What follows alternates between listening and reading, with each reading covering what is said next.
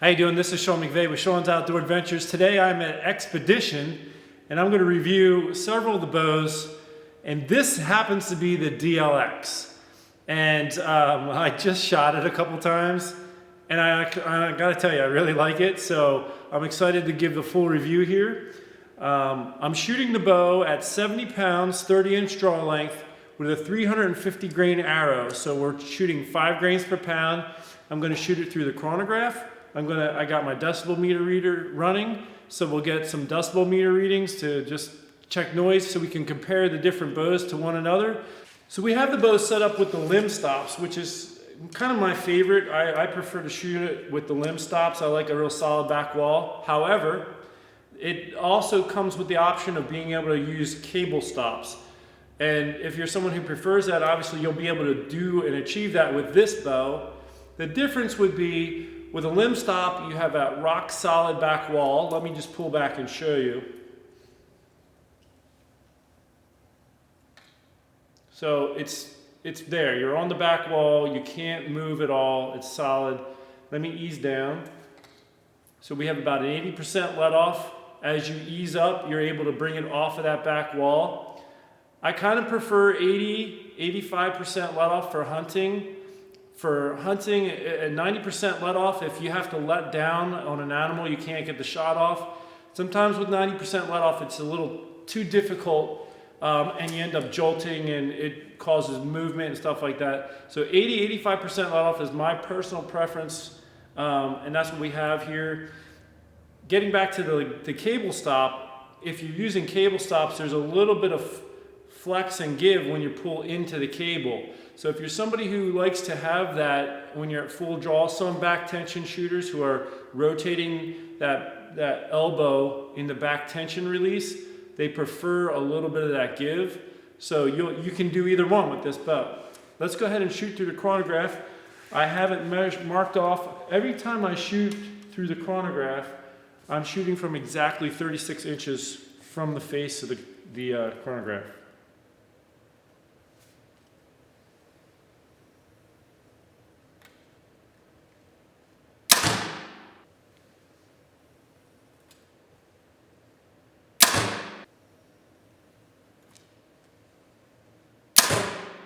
My first impressions with the DLX is that I actually really like it, and the DLX is really high on my list right now as far as bows that I've enjoyed shooting this year.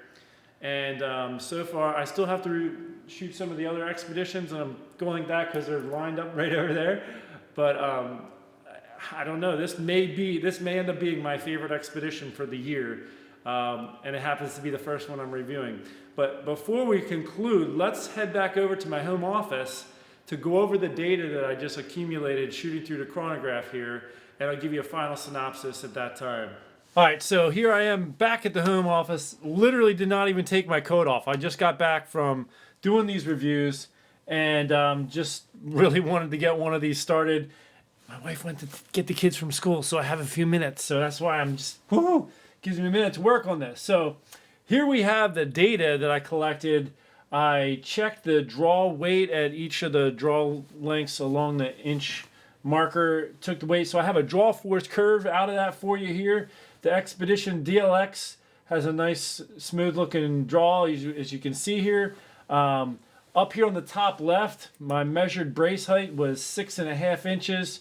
Axle to axle, 34.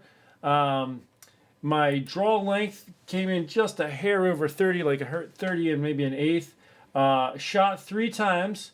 My average speed was 338 feet per second. And for the decibel meter readings, we had 77.6 was the average. For the back wall, being that I had it on that limb stop, very solid back wall. For the letdown, so I've used different ways of explaining how it feels letting down in past years, and some people complain about it different ways. And here's my best effort right now to explain this to you. So if it's on the back wall and you feel like you have to push your hand forward, well, that would be difficult. If you relaxing your muscles and you're relaxing and then it can come forward, okay, that would be medium. And then easy would be like you're not even ready for it to come down, and it's wanting to come down. So I put this at the medium, which is I think the optimal you would want for a hunter, which is what I am. And a lot of your back tension shooters want it to be able, they want an easier off the back wall. You can also play around with the let off with these, where you have the draw stop set.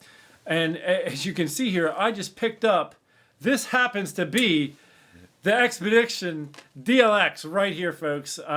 So I have another video which will explain how it came to be that I came home with this bow today from Xpedition, the factory. I did not expect to be coming home with a brand new bow today, but I'm very excited to be having this bow. My personal take was I liked all the bows, but for me as a hunter and a shooter, I like a little bit more of an axle to axle, a little bit more of a brace height. I got longer draw. I got 31, 32 inch draw no matter what. And so those types of bows, you're going to have a longer brace height anyway. But so this bow, not only did it feel the best to me because of my size, it just really works well for my style of shooting. But I have other reviews that I'm about to come out with, which also goes over some of their other bows. They get a little bit shorter in the axle to axle for some of you guys that like, and some of you girls that like the shorter axle to axle. And the faster, they have a few models that are even faster than this. But, you know, an average speed of 338 feet per second is very good. And that's actually faster than the other bows that I had reviewed previously this year. And I didn't even post those videos yet. But I wanted to get this one out because I'm kind of excited to be having a bow to be playing around with. And starting to think about turkey hunting season, which is right around the corner, and I think I'm going to be giving it a shot with this. See if I can get my first turkey with a bow with the Xpedition DLX. So stay tuned for that. I also want to mention, I did not mention this while I was at the facility reviewing the bows, but one thing you notice this year about the Xpedition riser is they put in a cage in the top and the bottom, and this really does add rigidity. It strengthens up the riser during the shot process. There's even less flex that can take place with these cages in the riser, and it also has just a more robust look to it. It gives the whole riser a stronger look. So that's something that you're going to notice this year in the Xpedition lineup, and I kind of like that myself, and it does look kind of neat too. So, but anyway. This is Sean McVeigh with Sean's Outdoor Adventures, and I'm going to start putting together some other of these review videos and get them out for you, and a video which actually contains how it came to be that this bow got into my hands right here. So stay tuned for those future videos. Until then, take care, and God bless you.